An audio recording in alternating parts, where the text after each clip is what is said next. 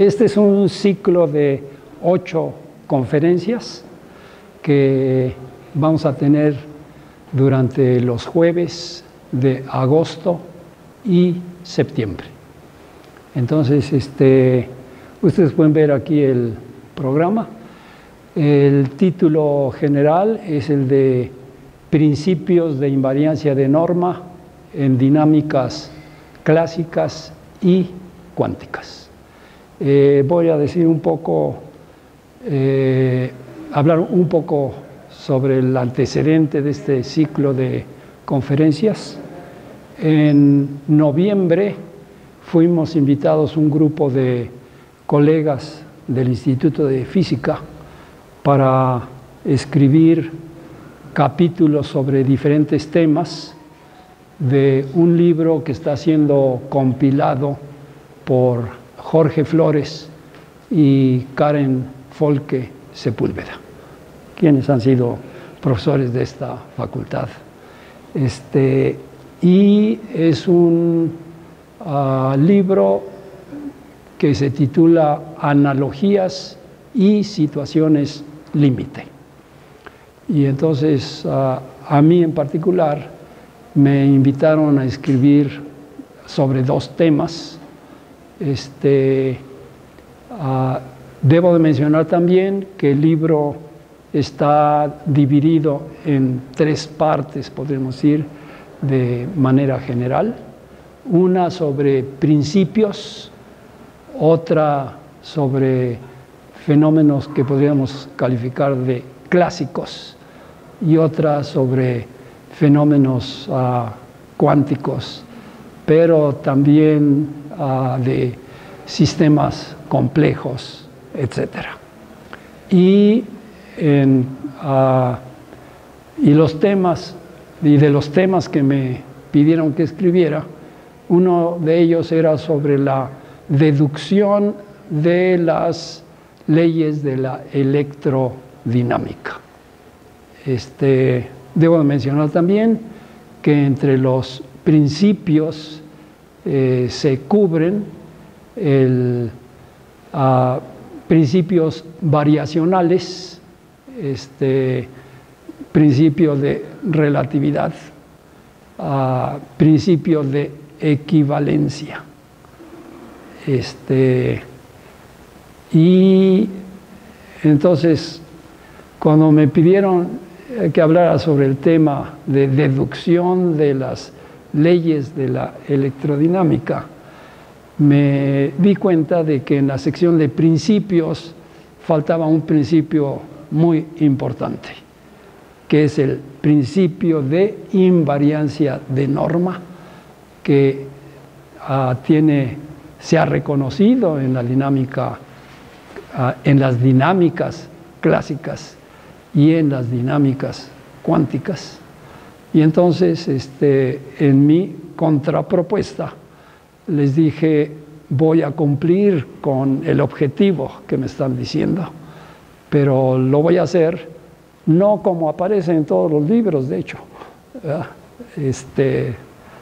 a partir de la lagrangiana del campo electromagnético se deducen las ecuaciones de Maxwell, de la densidad lagrangiana, que no es más que el cuadrado del campo de intensidad eléctrica menos el cuadrado de la inducción magnética. Pero hay una deducción que es más interesante y de la que se le ha sacado más hebra. ¿Sí? Entonces, cuando escribí sobre este tema, me habían pedido que escribiera sobre otro tema, que era sobre ecuaciones relativistas cuánticas de Dirac y de Klein-Gordon.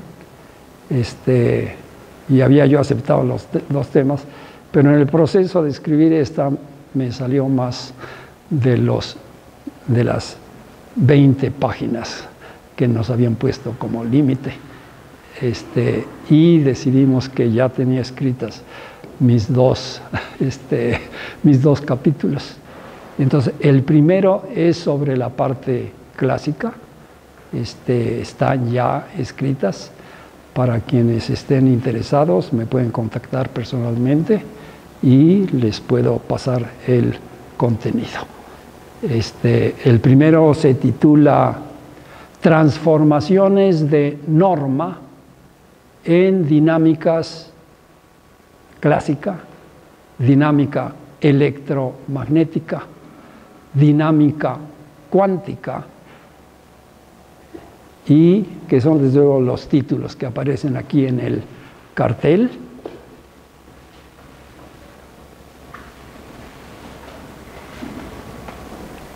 Pero la parte más interesante es, yo puedo hacer esta pregunta.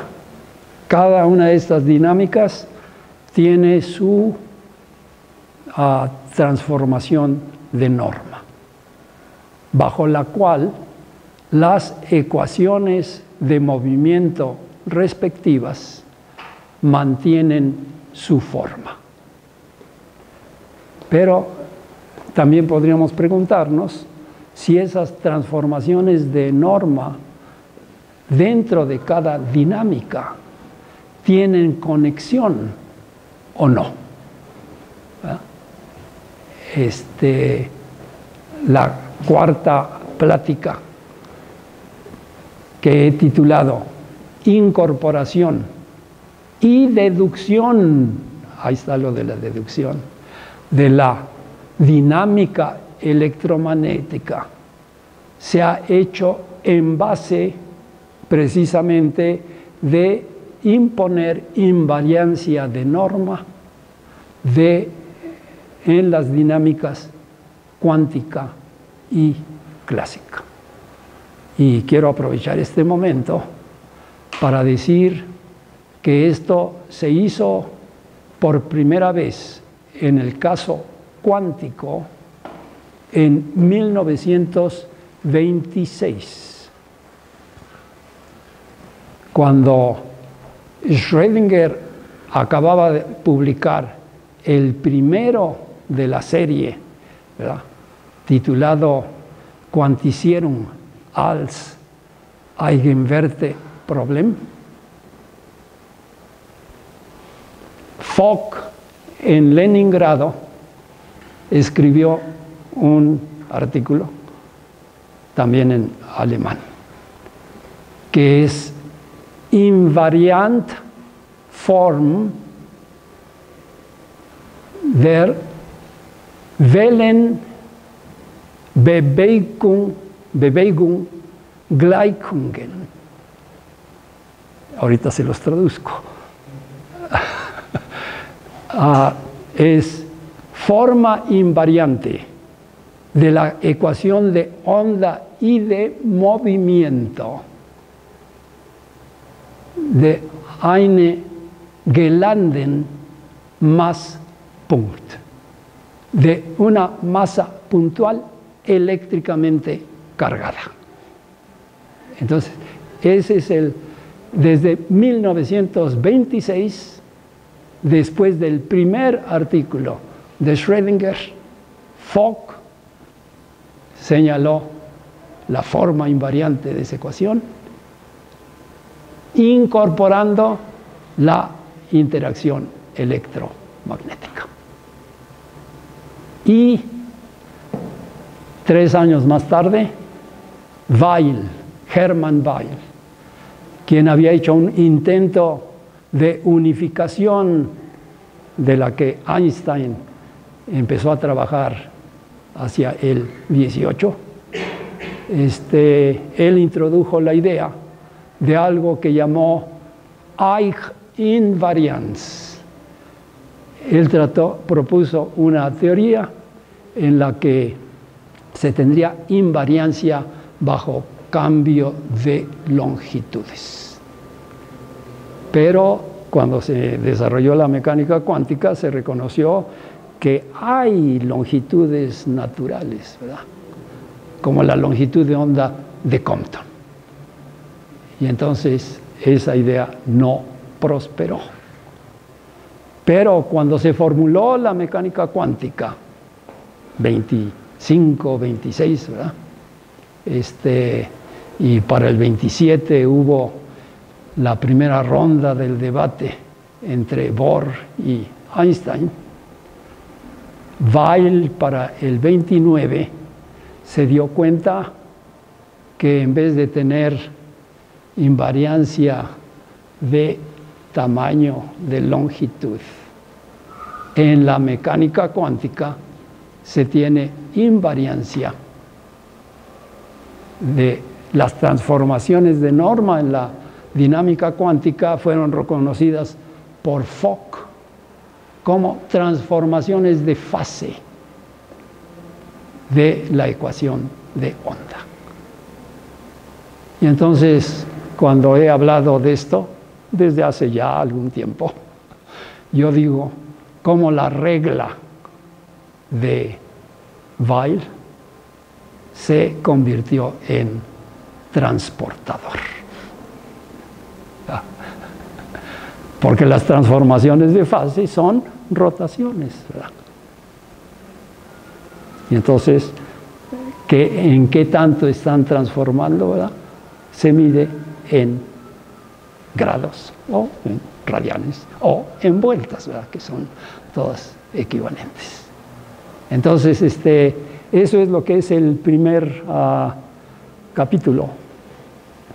Desde luego rebasé el límite de las 20 páginas, pero di justificantes físicas, científicas y académicas para que, espero, no proteste el Fondo de Cultura Económica. Y en la segunda parte, que van a ser las conferencias de los jueves del mes patrio,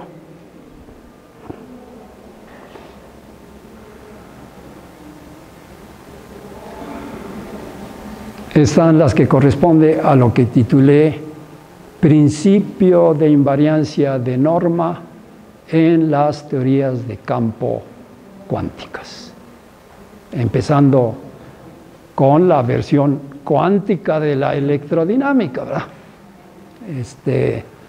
Que empezó a desarrollarse en la forma propuesta por, o implementada por Heisenberg y Pauli, pero aplicada de manera muy práctica por Dirac y por Fermi para entender los procesos de emisión y absorción de radiación por parte de los sistemas atómicos. Y para los 30, usando teoría de perturbaciones a primer orden, ¿verdad? Como aparece en la regla de oro de Fermi. Pero cuando en los 30 la gente se puso ya ambiciosa, Oppenheimer quiso hacerlo a segundo orden y se llevó la sorpresa de que sus elementos de matriz para teoría de perturbación de segundo orden, todos le salían infinito. Entonces,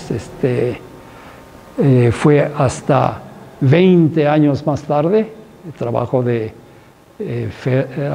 los que mencioné es de 28, 27, 28. Las sorpresas se dieron a la mitad de los 30 y bueno, llegó la Segunda Guerra Mundial y las gentes se dedicaron a otras cosas. Y fue hasta después de la Segunda Guerra Mundial en la que Oppenheimer retomó las cosas.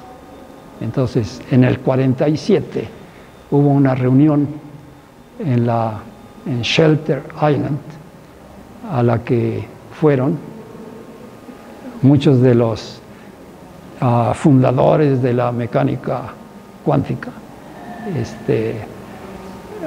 incluyendo a Bohr, a Dirac, pero también los de la nueva generación. Feynman, y se me hace que puse el cartel equivocado, Schwinger, el que mandamos por parte de la facultad ya es la versión corregida, y Tomonaga, y en el que inventaron, bueno, no en ese momento, en la siguiente reunión, al año siguiente, Tomonaga no estuvo en esa porque ni siquiera sabían sobre su existencia. Pero cuando se volvieron a reunir en el siguiente año, Schwinger y Feynman, que ya reconocieron allá arriba, ya se habían inventado su método de renormalización, y en particular Schwinger dijo, uno de los trabajos más importantes lo tituló Invariancia de norma y polarización del vacío como los elementos claves. Y Feynman, desde luego, ya se había inventado sus diagramas dentro de su versión de la mecánica cuántica. Y nada más para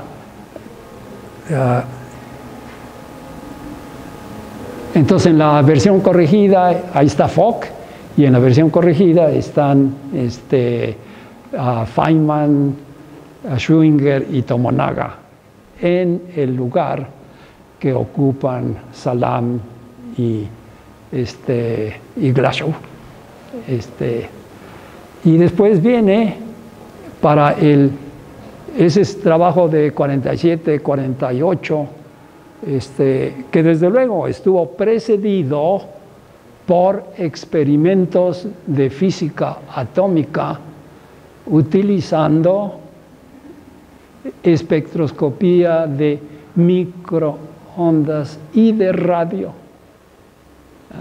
En particular, el corrimiento LAMP de los niveles del átomo de hidrógeno 2s1 y 2p1, que según Dirac deben de estar degenerados, pero que LAMP y Rutherford pudieron establecer que hay un desplazamiento y pudieron medir ese desplazamiento con 1000 kilociclos. Y por otra parte, Polycarp Kush estudió los momentos magnéticos de los elementos alcalinos y encontró que la razón giromagnética del electrón con spin 1/2 y momento magnético de aproximadamente un magnetón de Bohr es en realidad ligeramente mayor. En vez de ser una razón giromagnética de 2, es de 2.002, y eso se ha extendido hasta 11 o 12 cifras decimales. Entonces, fueron Schwinger y Feynman los que desarrollaron la metodología de renormalización para eliminar los infinitos con que se había encontrado Oppenheimer 20 años, 15 años antes. Entonces, en las deducciones de Weyl de la electrodinámica cuántica se tiene también que la carga eléctrica se conserva. Entonces la conservación de energía eléctrica se puede entender como una consecuencia de este principio de invariancia de norma. Desde luego que en los 30s y los 40, la física atómica se siguió desarrollando, pero el interés de la comunidad se concentró en núcleos y después en partículas. En 1932, Chadwick descubrió el neutrón como una de las componentes de los núcleos. Y la otra, desde luego, es el protón. Heisenberg estudió los espectros nucleares y se dio cuenta que si siguen los diferentes núcleos, de los núcleos estables, ligeros, tienen el mismo número de protones y neutrones. Desde luego, los neutrones son más pesados que los protones. Y el neutrón mismo no es un núcleo, pero lo llaman un núclido, ¿verdad? Y es radioactivo. Y decae por decaimiento beta en un protón, más beta menos, que es el electrón negativo, y de acuerdo con Pauli, el neutrino. Y entonces, si se consideran los otros núcleos, se reconoce que los núcleos estables en la tabla nuclear, que no es más que una gráfica de número de protones contra número de neutrones, los estables arrancan con una pendiente 1, igual número de protones que de neutrones. Pero como los protones están cargados positivamente, pues esta repulsión es un elemento de disrupción de los núcleos. Y la compensación se hace con un mayor número de neutrones. Y entonces la línea de estabilidad, en vez de seguirse recta a 45 grados, se va inclinando. ¿Okay? Va reduciendo más bien su pendiente. Pero entonces Heisenberg dijo, yo creo que los núcleos los vamos a entender como formados por protones y neutrones, y vamos a llamar a protones y neutrones nucleones, ¿verdad?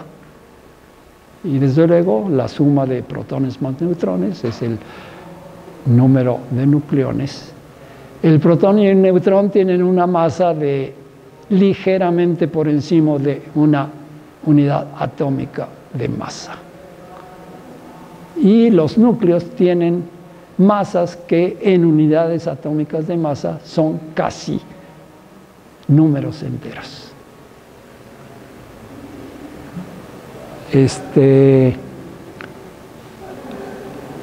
Entonces, Heisenberg propuso que las propiedades de los núcleos se podrían entender considerando que el protón y el neutrón forman un doblete de spin, y aquí estaba tomando prestada la terminología de spin 1/2, ¿verdad? Del electrón y luego del protón, pero también del neutrón y también del neutrino, ¿verdad? Entonces dijo, bueno, tenemos dos tipos de nucleones, uno cargado y uno neutro. Entonces vamos a tener dos estados de los nucleones, con spin hacia arriba y con spin hacia abajo. Un medio hacia arriba, un medio hacia abajo. Y si a eso le sumamos un medio de su número de masa, que es 1, ¿verdad? El número entero más próximo a la masa medida en unidades atómicas de masa. Para el protón obtenemos un medio más un medio es 1. Y para el neutrón obtenemos menos un medio más un medio común con el del protón, y eso es 0. ¿Sí? Y entonces esa idea funcionó, se vio que funcionaba en la física nuclear a medida que se estudiaron más núcleos. Y entonces, para los 50, ya se tenía una idea clara de la estructura de los núcleos con este concepto de spin isotópico. Y para el 54, Young y Mills no aparece en la foto, se plantearon la pregunta: ¿y por qué razón se conserva el spin isotópico? ¿Cómo podemos entender que se conserva el spin isotópico? Y entonces Young dijo: yo voy a hacer una analogía con la razón por la cual se conserva la carga eléctrica. Y entonces dijo: vamos a analizar las cosas con el principio de invariancia de norma. Eso es nada más para conectarles con las 3 últimas conferencias. Supongo algunos de los aquí presentes ya lo saben, y para los que no lo saben, lo voy a decir de una vez. Las transformaciones de fase de la mecánica cuántica, puedes sentarte de este lado si quieres. Aquí hay asiento. Perdón, doctor.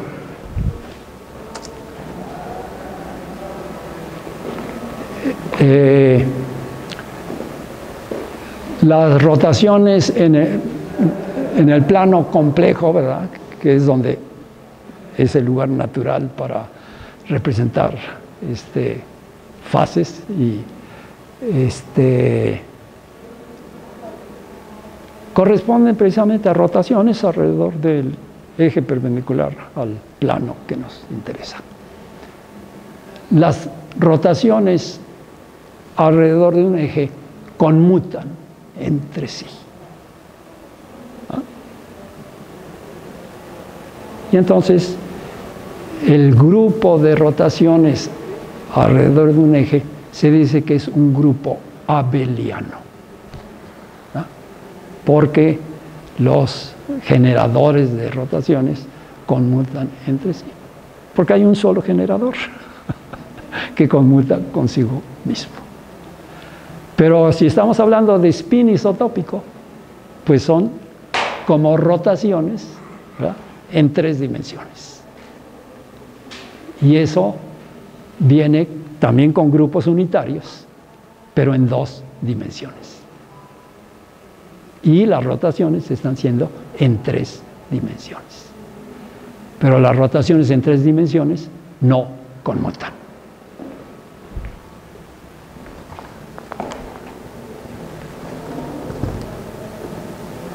Eso es diferente que si lo hago así y luego lo hago así.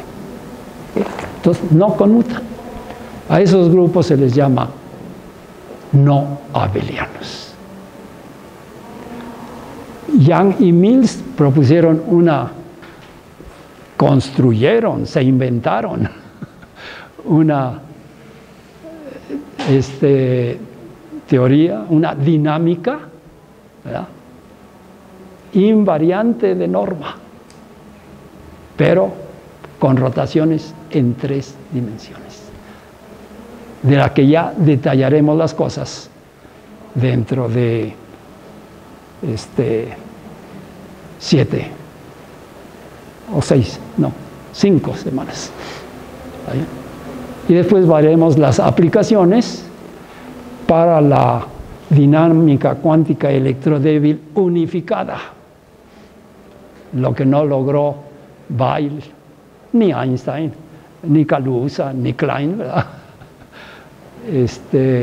Se logró unificando las interacciones electromagnéticas y débiles por Weinberg, Salam y Glashow, que están ahí juntitos allá. Y finalmente la última conferencia es sobre la cromodinámica cuántica de interacciones fuertes, en las que ya no cupieron los tres que obtuvieron el premio Nobel por ese trabajo, y que son Gross, Wilczek y Politzer. Entonces, como el premio se repartió a mitades, le dieron a Gross y Wilczek la mitad y la otra mitad le tocó a Politzer, que habían trabajado cada equipo independientemente. Bueno, pues entonces ese es el programa general y vamos a pasar. ¿Me echas una mano para cambiar el...? ¿Hay otro archivo? Nada más... ¿Otro archivito? Sí. A ver, déjame ver aquí dónde está el ratón. ¿No salimos de esta? A ver, déjame ir acá. Esta la hacemos chiquita para que no se nos pierda. Hay que salirse de este... Ahí está. Entonces, aquí está la carátula, podemos decir, del capítulo, o a lo mejor está también el resumen.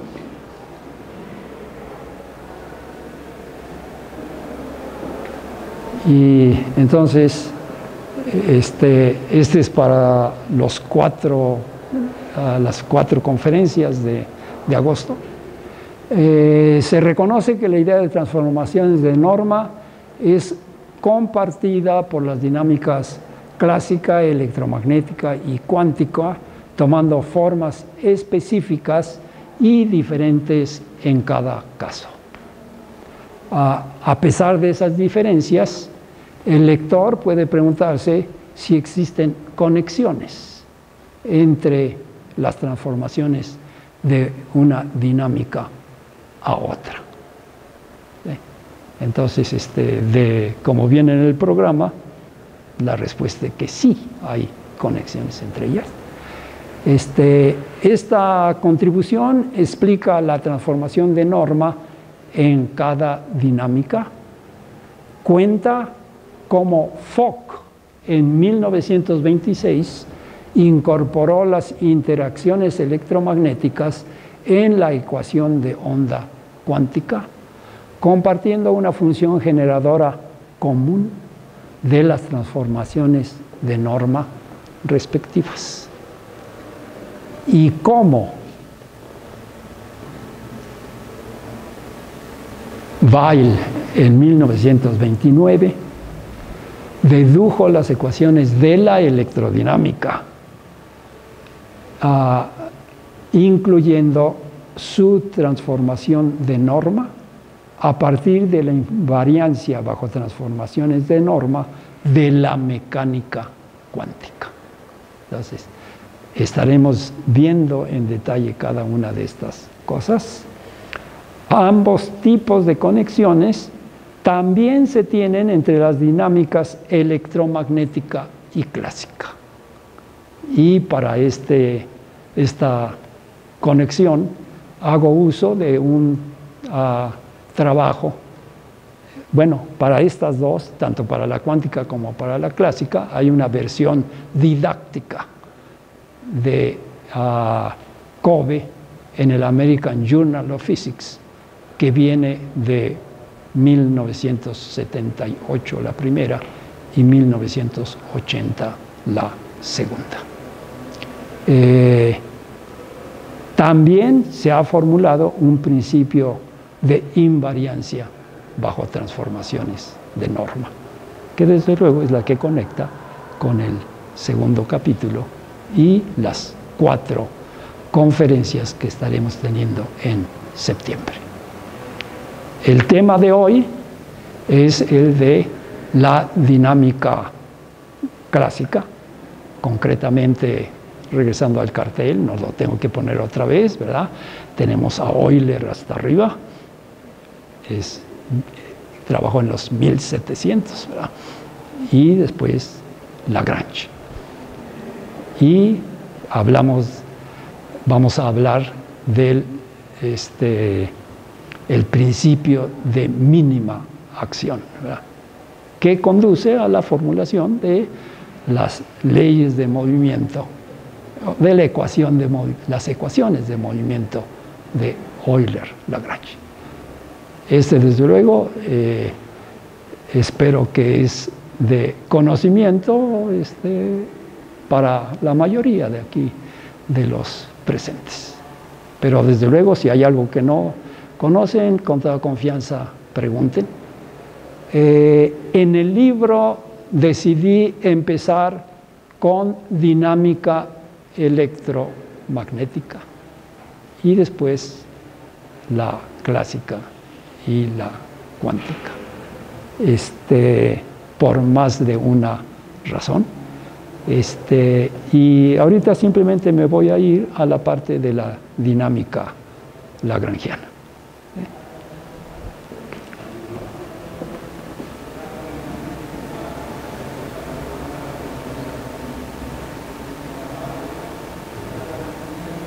Toda esta es la parte electromagnética, porque en cierta forma ocupa un lugar especial y es la que precisamente permite la conexión tanto con la dinámica clásica como con la dinámica cuántica.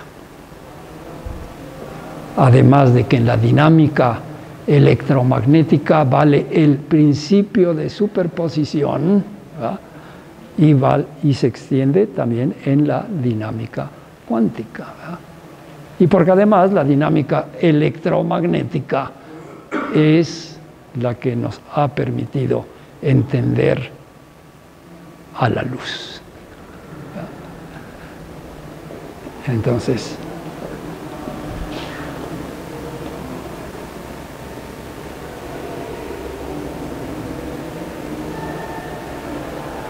también he incluido la invariancia, ¿verdad?, de las ecuaciones de la física en el espacio-tiempo, la invariancia de Lorentz.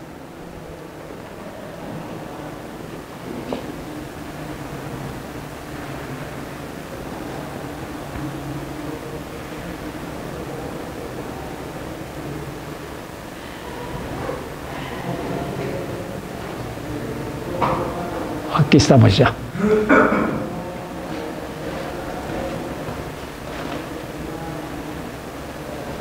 Bueno, entonces estamos en la dinámica lagrangiana. Los que no estén muy familiarizados con la misma, voy a hacer la conexión con lo que sí conocen, la formulación de la mecánica y de la dinámica de Isaac Newton, ¿verdad? Utiliza la idea de ahí es la fuerza, el concepto más importante, el concepto central, ¿verdad? Y entonces se tiene la primera ley. Si la fuerza es cero, ¿qué pasa?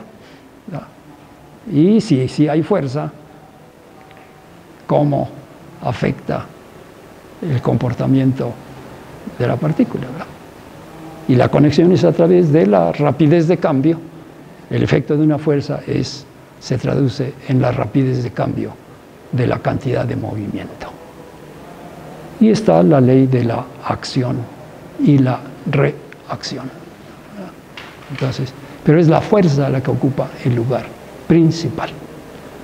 Pero vamos a ver cómo a partir del concepto de fuerza se reconocen las cantidades dinámicas, ¿verdad?, que son las que se utilizan en la descripción de la dinámica lagrangiana.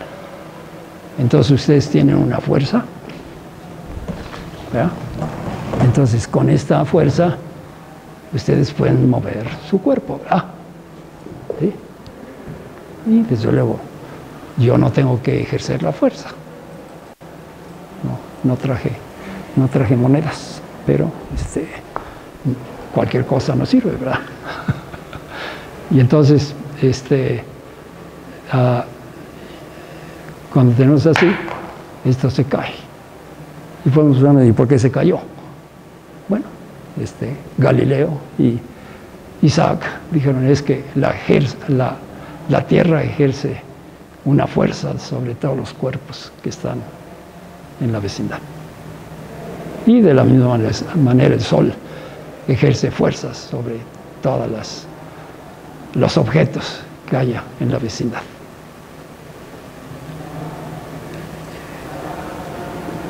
Pero nosotros reconocemos que la fuerza se puede integrar a lo largo del desplazamiento que produce. Y eso nos lleva al concepto de trabajo. La fuerza de gravitación ejerce un trabajo sobre el cuerpo que cae. Y también nosotros podemos integrar sobre el desplazamiento, pero también podemos integrar sobre el tiempo. Y desde luego, si utilizamos la segunda ley de Newton, escrita como F igual a dP en dt, pues le pasamos la dt del otro lado, integramos sobre el tiempo y vemos que el efecto es cambiarle la cantidad de movimiento. ¿Ah? Y luego sabemos que hay fuerzas en las que el cambio, bueno, también reconocemos que ese trabajo, por la misma segunda ley de Newton, se traduce en cambio de energía cinética de su cuerpo, ¿verdad? Entonces, por esa razón, en la dinámica newtoniana, pues vamos a tener cantidad de movimiento, tenemos energía cinética, tenemos impulso de una fuerza que se traduce en cambios de cantidad de movimiento. Pero también podemos decir, ¿y por qué se cae el borrador? Porque aquí arriba tiene una cantidad de movimiento, no una energía potencial. Ahí ya también estamos metiendo el concepto de fuerzas conservativas. Y entonces, como la fuerza de gravitación sobre este borrador es constante, su peso es constante, el trabajo realizado a la hora de caer o a la hora de subirlo nada más depende de cuánto lo subimos, ¿verdad? Y por eso la llamamos energía potencial, porque va a depender de dónde esté colocada. Y desde luego, ¿por qué se cae el borrador? Pues porque aquí tiene más energía que allá abajo. Y la energía se conserva, ¿verdad? Nada más que aquí la tenemos toda potencial, pero a medida que va bajando, su energía potencial va disminuyendo, pero se compensa con el aumento de su energía cinética. Y eso lo pueden hacer no solamente para fuerzas constantes, sino para otros tipos de fuerza, como la del resorte, ¿verdad? Y para la de la ley de la gravitación universal de Newton. Pero entonces, ya sabemos que hay otras cantidades dinámicas también muy importantes. En vez de considerar, para el trabajo necesitamos lo que llamamos el producto escalar, ¿verdad? ¿Sí? Es nada más la componente a lo largo de la fuerza la que importa. Las perpendiculares no.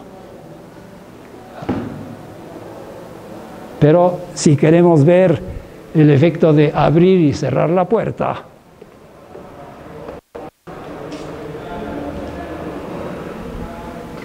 pues ahí reconocemos que yo podría ejercer toda la fuerza que quiera aquí sobre el eje de rotación y nada pasa. Necesitamos un brazo de palanca. Y desde luego el producto importante es R cruzado, ¿verdad?, con la fuerza, que es la torca, ¿verdad?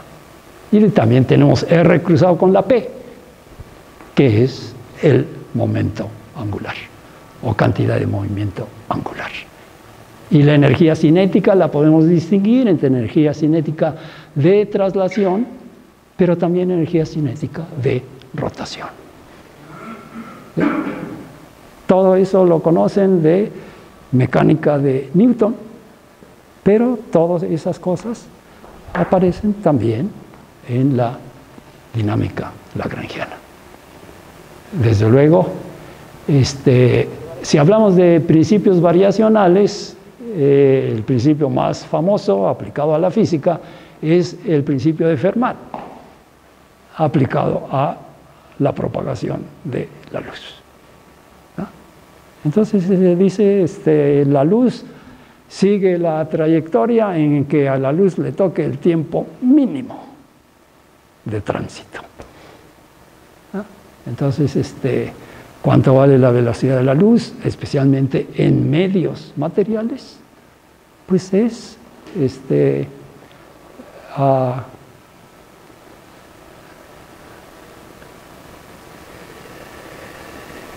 entonces usted tiene que considerar cuál es la distancia que va a recorrer, ¿verdad? Pero esa, o cuánto tiempo le va a tomar hacer el recorrido de punto A a punto B. Bueno, si fuera un intervalo chiquitito, pues simplemente va a ser ds entre la velocidad, ¿verdad?, en esa región, ¿verdad? En esa región vamos a decir que el material tiene un cierto índice de refracción que depende precisamente de la posición. Y entonces van a tener que hacer la integral correspondiente y entonces lo que dice el principio de tiempo mínimo, pues tienen que considerar todas las trayectorias entre A y B o I inicial y final, ¿verdad? Para cada una le calculan su tiempo de recorrido y el principio dice el que tarde menos es esa la trayectoria. Bueno, voy a hablar del principio de mínima acción, ¿verdad? En la dinámica lagrangiana, desde luego, se tiene esta cantidad que llamamos la función lagrangiana. La función lagrangiana es función de coordenadas y de velocidades, no necesariamente componentes cartesianas. Se les llama coordenadas generalizadas y velocidades generalizadas. Y consideramos un espacio que no es este espacio donde nosotros nos estamos moviendo. Nosotros queremos describir un sistema de n partículas en este sistema de 3 dimensiones, si quieren. Entonces a cada partícula le vamos a tener que dar sus 3 coordenadas de posición y sus 3 componentes de velocidad. Entonces va a ser un espacio de 6n dimensiones, si es que hay n partículas.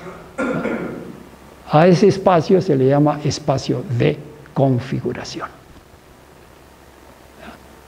Y entonces ahora, cada punto en ese espacio de configuración corresponde a una configuración de nuestro sistema con 3n coordenadas de posición y 3n velocidades, componentes de velocidades generalizadas, ¿no?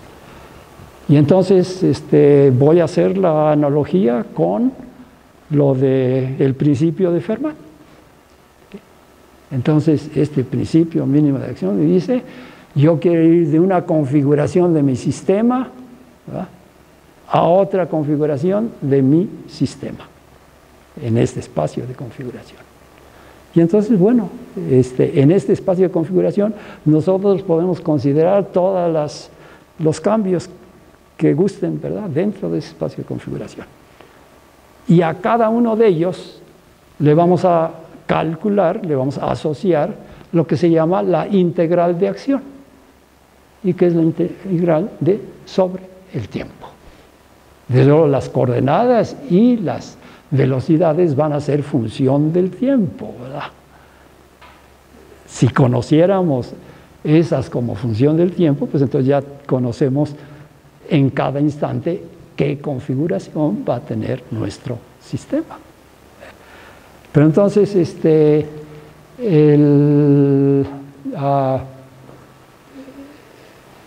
ahí están los detalles con la notación, ¿verdad? Entonces, entre una configuración inicial, QS inicial, QS punto inicial, T inicial, y una configuración final, QS final, QS punto final, T final, las configuraciones sin subíndices de inicial o final, sino las de intermedias correspondientes, ¿verdad?, determinan el movimiento del punto que describe el cambio de configuraciones en el espacio de configuración.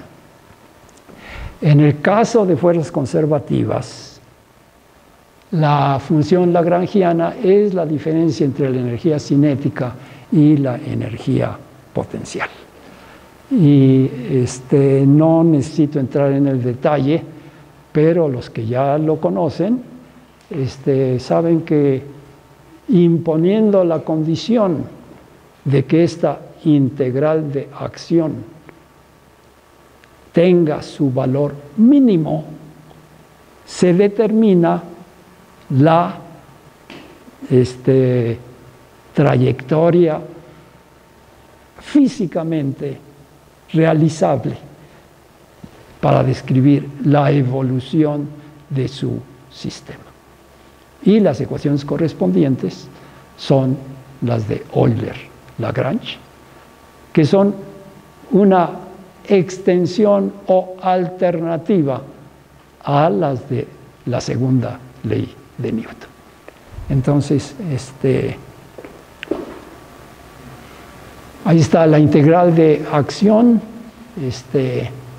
toma valores que dependen de la trayectoria que el sistema siga en el espacio de configuración entre la configuración inicial y la configuración final.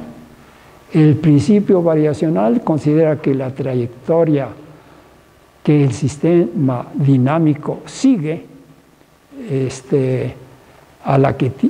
corresponde a la que tiene la integral de acción mínima.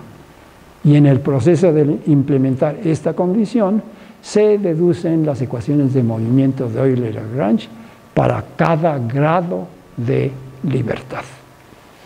Nada más para que conecten con lo que es familiar, vamos a considerar un sistema conservativo en que la lagrangiana es la energía cinética menos la energía potencial. Y entonces, aquí tienen la energía cinética, cuando le daríamos con respecto a la velocidad, pues nos va a dar masa por velocidad. ¿Pero eso qué cosa es? Cantidad de movimiento, ¿verdad? Entonces esta ecuación nos está diciendo la derivada de la cantidad de movimiento, ¿verdad? Y ahora vamos a calcular lo que es la otra cantidad. La otra cantidad va a tener que derivarse con respecto a la posición. La energía potencial depende de la posición y en la lagrangiana es L menos V. Entonces fíjense que tenemos menos y por menos nos da más. Y tenemos la derivada de la energía potencial con respecto a la posición. Pero cuando la pasamos del otro lado, tiene menos la derivada parcial de la energía potencial con respecto a la posición. Desde luego, si agarran todas las componentes, esto corresponde a menos el gradiente del potencial. ¿Qué es qué cosa? La fuerza. ¿Sí? Entonces, el contenido físico es exactamente que el de la segunda ley de Newton, pero, desde luego, algunos de ustedes saben, pero esto es el punto clave de la transformación de norma en la dinámica clásica. Yo tengo ya mi lagrangiana, ya estamos contentos. Pero ahora yo les digo, agréguenle una derivada de una función que dependa de x, de las coordenadas, de las velocidades y del tiempo. Y ahora repitan el ejercicio. ¿Ah? Si se trata de una derivada total de una función, a la hora en que calculen la integral sobre el tiempo, pues se integra inmediatamente, ¿verdad? Y entonces les va a dar esa función, pero en la posición inicial y en la posición final. Y en esos puntos las variaciones son 0. Y en consecuencia, todo lo que ya habíamos hecho corre igualito y la ecuación de movimiento es exactamente la misma. Se dice que los lagrangianos, al que teníamos originalmente y al que le agregamos una derivada total con respecto al tiempo, son equivalentes porque los llevan a las mismas ecuaciones de movimiento. Entonces, las ecuaciones de Euler-Lagrange son invariantes bajo esta transformación de agregarle una derivada total a su función lagrangiana. Entonces, ahí está la parte de invariancia de norma. La función de la que estamos haciendo la transformación se llama la función generadora de la transformación de norma. Voy a acabar ahí mi presentación, porque ya algunos tienen que salirse, pero si quieren, tienen preguntas o quieren platicar, mientras recojo y vienen a recoger, podemos hacerlo. Muchas gracias.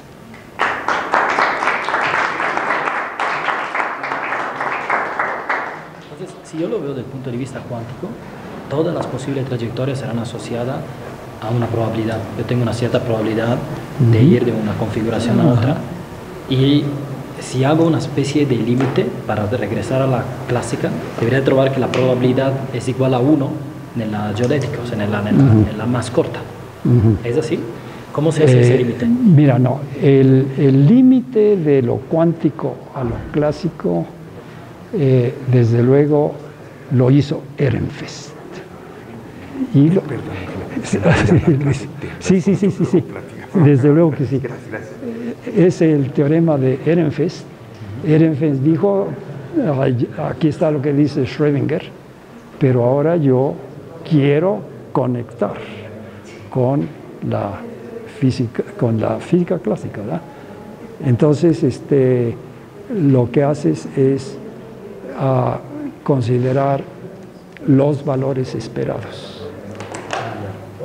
Y entonces, en el límite precisamente correspondiente, recuperas. Y todas las otras tienen probabilidad igual a 0 de realizarse físicamente. Sí. Entonces sale automáticamente de ahí. Y desde luego, Bohr dijo, tenemos que tener un principio de correspondencia. Ajá. La nueva teoría, Newton y todo lo demás, sigue sirviendo, ¿verdad? Pero Ehrenfest dijo, es en términos de los valores esperados que las ecuaciones de la mecánica cuántica nos llevan a los mismos resultados que los que hace la mecánica clásica.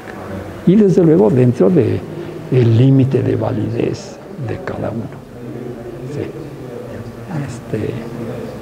Y bueno, en las otras vamos a estar hablando de algunas de estas cosas. Sí. Ok. Es que me interesa si me